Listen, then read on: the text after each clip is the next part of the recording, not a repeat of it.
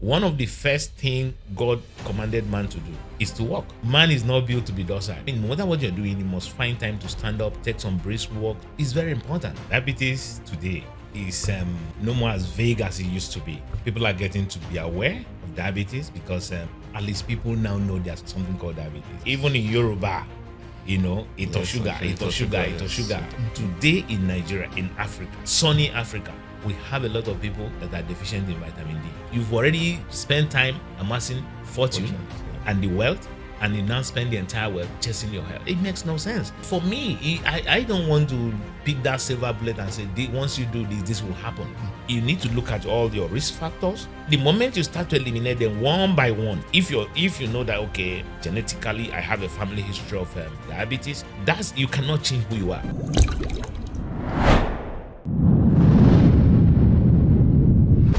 Good day. Welcome to another episode of the Circle Direct podcast. And today we have a very special guest with us today. We have with us pharmacist Emeka Obi. Nice to have you with us today, sir. Thank you very much. How has everything been with you so far? Very well. Good. It's a good day. Okay, so today we're going to speak about diabetes, the lifestyle factors, the risk factors that it entails, on things that people should be looking out for with regards to diabetes, especially with how people are in our landscape. Symptoms are not readily seen like a truly naked eye. So a lot of people tend to overlook diabetes as an important ailment or something to look out for, as the case may be. So starting off, dietary habits. What should we hear a lot about unhealthy meals, unhealthy eating habits that lead to diabetes?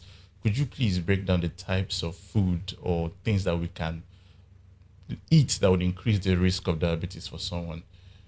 Well, if I must have to say this, diabetes today is no more as vague as it used to be. Okay. People are getting to be aware of diabetes because even if you don't get to know somebody, at least people now know there's something called diabetes. Yes. Even in Yoruba, ito sugar. I mean, it's there. So people are getting to know. Talking about that, over time, especially in Africa, we know that, let me use Nigeria, which is our locality, as a typical example. Our diet is very high, mostly on carbohydrate. And carbohydrate is a precursor for sugar. And diabetes, as we have already talked about it and defined it, is a sugar-related condition. Yes. It's a metabolic disorder whereby the body is not metabolizing sugar the way it should be. And if you talk about the foods or the diet, of course, diets that are high on refined sugar, saturated fat, processed carbohydrate. When you talk about processed carbohydrate, people may tend not, our listeners might tend to not understand what we're talking about. It's things like bread. Let's call it for what it is. Yes, it is. So those things, in the earlier days, you find that bread is not something that is regular on our menu. But today, even the poorest of the poor, bread is a staple. It's a staple in their menu. So all these things, change in diet, change in lifestyle, has predisposed the general populace to diabetes.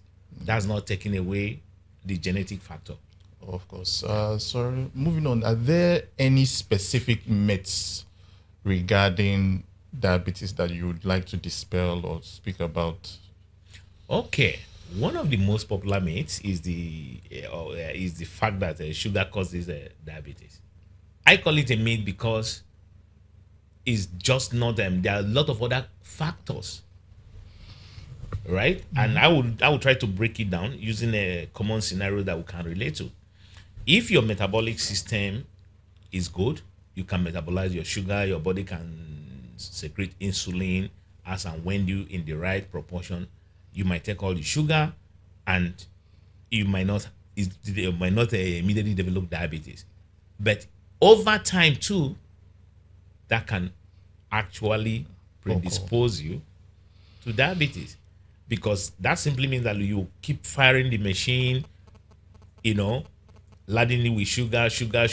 You come a time where the machine, which is your body in this instance, might not be able to respond appropriately. I know that in the course of this discussion, we might come to that. Yeah. We'll be talking about intolerance, sugar, insulin intolerance, and resistance. So, from eating, let's move on to physical activity. So, how does having a sedentary lifestyle, because in this day and age, a lot of these things that we do requires us sitting in front of a system, sitting in front of a desk. So how does having that kind of sedentary lifestyle, because that process occurs over maybe 8, 9, 10 hours of work, sitting in front of a desk. So how does that impact diabetes for someone? yes, I'm happy this question is coming up, and I'll tell you the reason why. Okay. Sedentary lifestyle has become part of us. Yes. And I want to go back the way things used to be. In the days of our forefathers, when the basic means of sustenance is majorly farming, for example, a couple might wake up in the morning, they have to go to their farm that is maybe some kilometers away. They will leave for the farm, and you find out that, look, by mere trekking for their place of residence to the farm, maybe for an hour or two, that's a form of exercise already. Yes. And they're going to get themselves involved in farming, which is a major energy burning exercise. They will do that for a couple of hours, maybe take a break, and they will try to put together whatever they're going to eat from the farm there, maybe fresh vegetable, pepper, and maybe roasted yam, and they will have that, they rest a bit, and they continue again. Yeah. You see that activity. But today, what do you see? More often than not, you wake up in the morning, you have your breakfast, you enter your car, you show up in the office, you sit down, do some whatever, and before again you enter your car again and go. Let me even digress a little bit. Today in Nigeria, in Africa, sunny Africa, we have a lot of people that are deficient in vitamin D. I'm equally a culprit. I had my health assessment a year ago, and that was borderline vitamin D deficiency in sunny Africa. What does that tell you? Our lifestyle over time has changed, and this is somehow predisposing to a lot of health conditions, including majorly diabetes.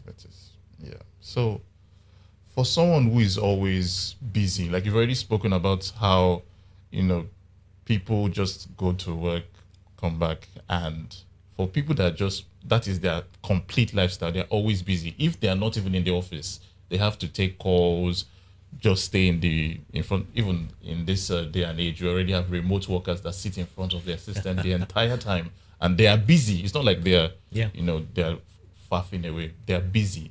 So how do those people get time to exercise or even get time to do anything that would impact their general well-being? Well, I must have to tell us the truth. In life, we need to be very intentional. And that is very, very important. Yes. No matter what you are doing, there are some little things you do in between that can count. Finding time, no matter what. Don't just sit in one spot for so long. If you can't be, no matter what you're doing, you must find time to stand up, take some brisk walks, It's very important. And I'll tell you the reason why. I just use what our forefathers used to do in the days of yore to explain it.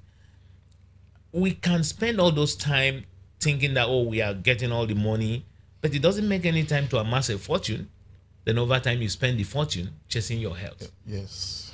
You've already spent time amassing fortune and the wealth, and you now spend the entire wealth chasing your health. It makes no sense. And that's why we need to be intentional. Brisk walks, being very intentional about what you put in your mouth, our feeding habit, and as much as possible, making sure that we take our time to even do our health assessment. These are very key and these are very important. Those little things, those little brisk walks in between, hydration too, very important. If we do all of this, but are still as much as possible, find time to exercise your body. The body is not built to be docile. If I want to talk from the religious perspective, one of the first things God commanded man to do? Is to work. So man is not built to be docile. Yes, we can work. Today in work has changed over time. What we call work, because you talk about people sitting back behind computer, they are working. They are not faffing around. You're using your own word. But the honest remains that look, I don't think that is all we are created to be. We must have to find time to chase our health. All right. Thank you, sir. So we already mentioned this in passing earlier about how genetics contributes to diabetes, as the case may be. So is there any way you can expand on that, especially with people that have family history of diabetes? Is it that if I have a family history of diabetes, the things that we had mentioned before, taking brisk walks, making sure that we exercise our body, those things are for naught, and they wouldn't impact health because I already have a family history? Yeah, well, I want to come in this direction. Okay. Whenever you go to consult a doctor, even if it's for other things, and somehow, some of the salient questions doctors will ask that is your family history, Yes. right? Yes. Do you have a family history of diabetes? Do you have a family history of hypertension? Why are they asking? An apple tree will always produce apple. We are all cut from a particular genealogy. And science has equally established that one of the highest risk towards developing diabetes is family history of diabetes. Yes. So if that be the case, then it becomes very important that if I have someone in my family, father, mother, uncle, auntie, or grandparents that have diabetes, I'm a high risk. Yes. So that entails that, I have to make out time to try as much as possible from time to time to keep checking, and equally try to adapt my lifestyle, because today we're talking about lifestyle majorly. Adapt my lifestyle to be able to nip that in the bud. Don't wait until the disease becomes manifest, because that's the biggest problem we have in Africa. What takes people to the hospital is the manifestation of the disease condition. But that can be prevented if picked up earlier. And if I know I'm at risk, I will adapt my lifestyle to be able to at least push it to a very, to a longer level before it starts manifesting. And even if well managed, that might not even come to be. Yes. Especially if what we have is what we call type 2, which is non-insulin dependent diabetes. I call it lifestyle diabetes. Yes. So if you can manage your lifestyle, you can as well manage that. So that's my take on that. Yes. So genetically speaking, that comes high. Everybody needs to watch that. And that's why at least now we are aware. In the olden days, some of us, we don't know what killed our father. We just knew that our father died or our grandfather died. But now things have improved. Information has improved. And we need to know. Yes. So everybody needs to find out. Yeah, that's why we always talk about being proactive and making sure to very do important. your assessment at least twice a year.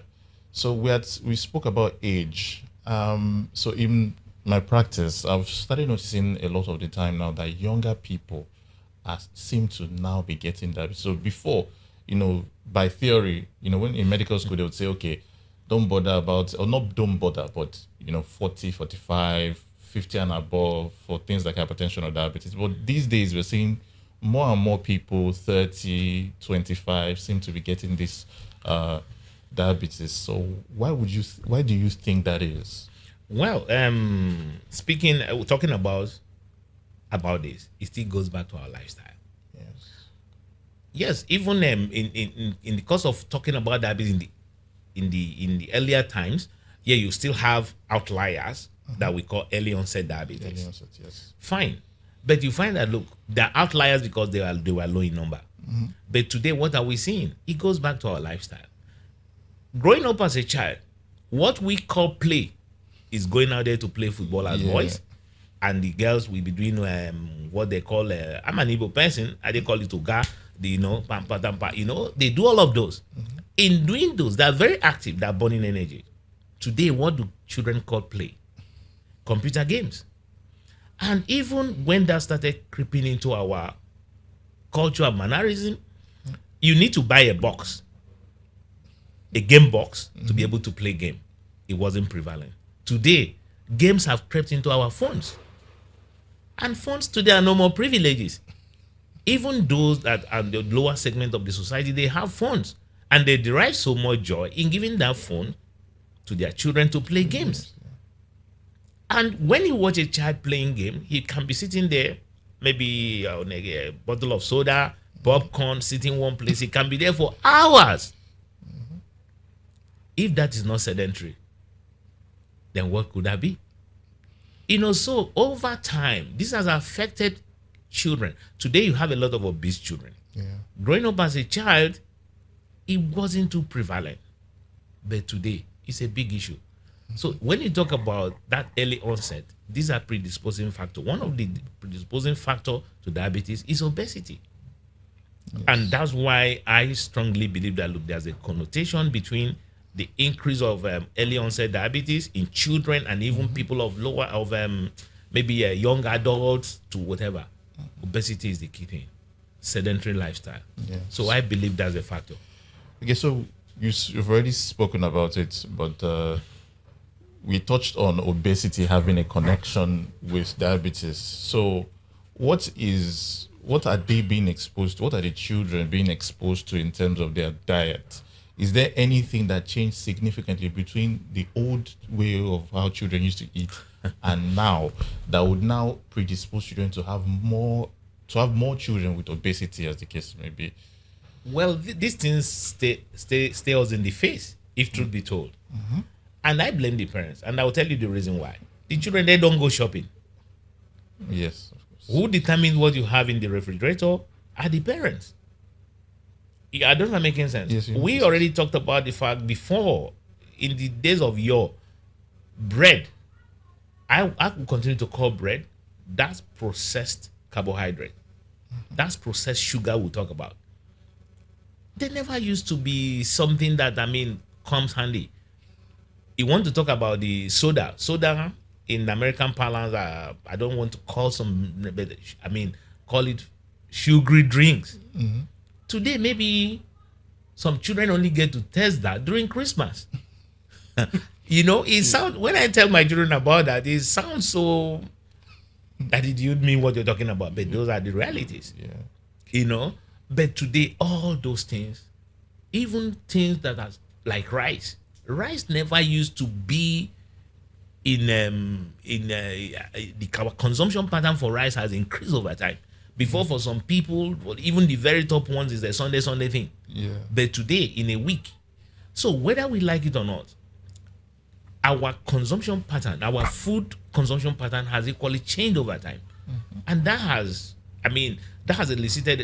predisposed most of us to, or say some of us, to obesity.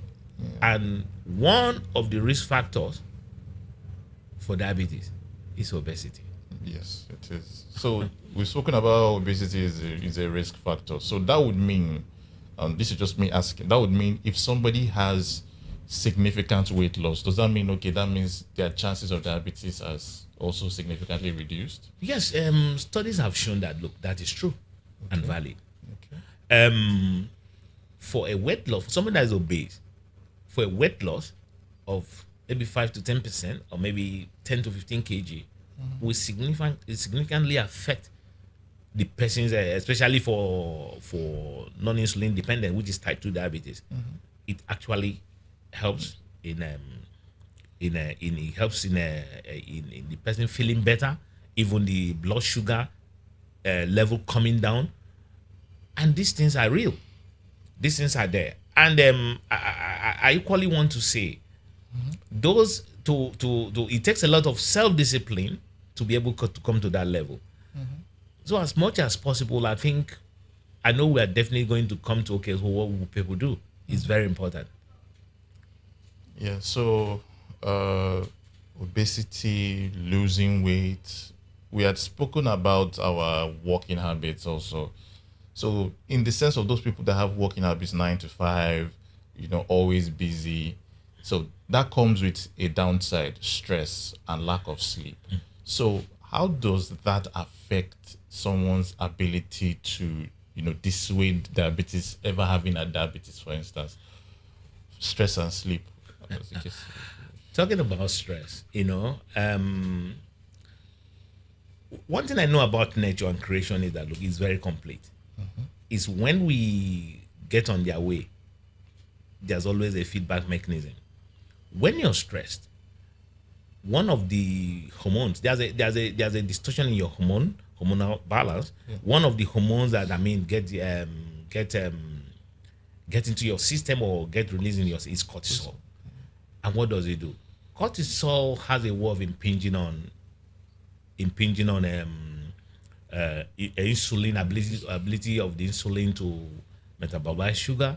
So, and if we know that, look, as we already mentioned, that diabetes is inability of the body to metabolize sugar to energy or convert it to energy for the body's usage. That's a factor. Then talking about sleep, which obviously can be related to stress. When you're stressed, you find that you'll find it very hard to sleep. But some people equally intentionally think that we're night owls, I don't sleep, The sleep is actually meant for the body to reset. And when we are sleeping, it's equally, if you refuse to sleep, it distorts the hormonal changes that happen when you're sleeping. Leptin and ghrelin, for example, when I'm sleeping, when we're sleeping, the hormone called leptin, is increased, and that gives you a sense of fullness, and that's why you're hardly hungry. You can sleep for 8 hours and you don't feel hungry. But if you're awake, your leptin level is lower, and when that happens, you feel hungry. Yeah. That's why you see people when they awake at night, they want to, go to the kitchen, go to the fridge, take this and you eat, you go back again and you're doing whatever, you come back again. And all those things are not healthy. Ghrelin on his side, another hormone, when you're sleeping, we call it the hunger hormone. When you're sleeping, ghrelin is supposed to help to, it makes you not to be hungry. But when you are awake, all those factors, that hormonal imbalance makes you hungry and you want to binge. And more often than not, even when we are eating those late night foods, you find that, look, nobody's going to go there and start boiling rice. So they end up eating the processed fat, the quick carbs, the biscuits, the bread, which are wrong in the first place. So all those things have a way. Then whenever we talk about sleep, you now look at the way we live too. Lifestyle. In a normal Lagos, can you tell me how many people get to sleep a minimum of 7 hours? Really, not a lot. Really? So all these things are factors. These things are factors. But I can tell you for free that, look, if we learn to manage our stress levels and equally learn to sleep more, it has a way of affecting our blood sugar and our ability to manage insulin and our ability to regulate our blood sugar. I want to ask, if someone, does exercise, is able to, actively have like an active lifestyle, but the consumption of sugary drinks is high, they have an unhealthy diet, what chance do they have as risk to getting diabetes? The truth is, let me explain this way. When you have a high intake of sugar, right? That sugar, you're spiking your body with sugar at high levels. What ordinarily happens is that you're compelling your body to generate more insulin than the body should, right? To be able to regulate your blood sugar. And if you continue to do that, sustain in a very unrelenting fashion, it will definitely expose you to, developing diabetes. It's a risk. And that's why one of the low-hanging fruits is controlling what we put in our mouth. In life generally, whether we're talking about diabetes, we're talking about other things, we have to be very intentional. Yes. So you can do all the exercise, but if you continue abusing your body by putting the wrong things in quotes, definitely you're exposing yourself. All right. So with what you've said, are you saying that the biggest lifestyle modification that someone should make that would decrease their risk of diabetes is controlling what they eat over maybe exercising or over having better sleep or reducing the amount of stress? Is that the one thing that you'd say someone should modify in their life? I would not call it one thing. Okay. I will. The one thing I want to use here is lifestyle. Okay. Lifestyle modification. And when you want to talk about that lifestyle, you find that look, lifestyle will entail what you eat, exercise, avoiding sedentary lifestyle and the whole, because it's not a one silver bullet kind of a thing. But why I use the word lifestyle as one of the, I know that lifestyle is a combination of so many factors. If one can successfully do that, the other ones can easily be managed. Again, you don't rule out one of the key factor, which is genetics.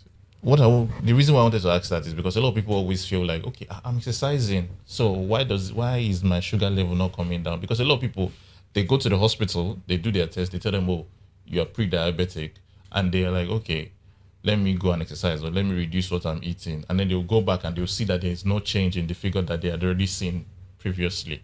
So for people that are already at the risk of diabetes, what would you say are the first steps that they should take to regain control of their health? The just like I've always said, it's a combination of factors, right? One of them for me is still putting a knife on your throat.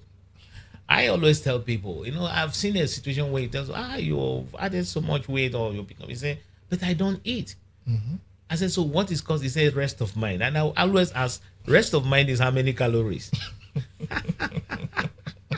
So those are things, those are facts. For me, I don't want to pick that silver bullet and say, once you do this, this will happen. You need to look at all your risk factors. The moment you start to eliminate them one by one, if you know that, okay, genetically I have a family history of diabetes, you cannot change who you are. But for those little things you can manage, ability to exercise more, ability to control what I take, portion control. Even the portion control we're talking about, everything borders on self-discipline. I can do portion control, and instead of taking it once, I take it 10 times. In the course of taking it 10 times, I've taken more than I will have taken if I do just my breakfast, lunch, and dinner. Those things, is all about knowing what predisposes you to diabetes and trying to, as much as possible, manage them and cut them down. That way, before you know, you will regain your life back. And again, you don't rule out the fact that in certain instances, you might actually need medication. So in that instance, you need to see a physician and try to look at that. But again, I tell people the key thing is knowing your status. Am I at risk? Am I high risk? Am I medium? Am I low risk? So all those will help to shape what you're going to do and how you can manage your situation. Yeah. Thank you, sir. So you had mentioned medications, multivitamins. Now, it's a big topic in our landscape and everything. People, once you get to a certain age, a lot of people say, okay, let's just start taking multivitamins so that we can replenish anything that is missing in the body. So what role does multivitamins play in the management of diabetes? Well, the honest truth about multivitamin is that, especially for people with diabetes, over time and my having played in the health terrain for a while now, I know that, look, science has equally helped people to come up with formulations, especially multivitamin formulations that are tailored even towards diabetics, people with diabetes, looking at their nutritional need, because whether we like it or not, diabetes being a nutritional disorder in quote, metabolism is all about nutrition. If it's a nutritional disorder, then there's a place for nutrition in the management, both in the enhancing the quality of life. For multivitamins that have the vitamin A, D, selenium, there are some vitamins and there are some micronutrients that actually aid glucose metabolism. Those are specific. And then again, not even just about what some of those multivitamins doesn't contain. There's equally of equal importance about what they don't contain. I give you a typical example. It has been proven that the copper actually is an it produces people with their diabetes to oxidative stress. So those are little things. So I will advise people for multivitamin, go for those that are specified for people with diabetes or people that are at risk. Again, for multivitamin that have something like alpha lipoic acid, that equally very good and essential because that's an antioxidant. And if there's one of the complications or some of the things that have been seen in people with diabetes is the fact that they're high on oxidative stress. And those are factors. So talking about multivitamin, I can tell you for free, it's very essential, both in replacing the micronutrients that are required by people with diabetes, because whether more often than not we exclude, you exclude this food and exclude this one, there are certain micronutrients that come from those foods. How do you replace them? Maybe popping the right multivitamin that are specified or manufactured specifically for people with diabetes. That will surely help. That's my take on multivitamin. Thank you very, very much for that breakdown of how multivitamins helps to manage diabetes, because a lot of people have to understand that multivitamins for for diabetic patients are separate from what people typically should take. Sure. So today we've spoken a lot about different lifestyle modifications, how to manage stress, how to sleep appropriately, the amount of sleep that is required, what to eat, what not to eat, how multivitamins help in management, exercising your body. It's been a very informative day with you, sir. Thank you so much for coming to this episode of Secretary. So we hope everyone has been truly informed, because this was a blessing, of course, to speak to him today. And everyone, please, you have to be proactive with your healthcare. Make sure to assess yourself, do a health assessment, a thorough health assessment, so you know the route of treatment that would be best for you. It's not a silver bullet, as he has described, that would be a tell-all to solve all your problems, but rather a combination of factors that would make sure that you are able to manage this condition as well as you can. That brings us to the end of this episode of Secretary Podcast. If you have any questions for me or for him, please do make sure to give them in the comment section below. Till next time, I bid you all goodbye.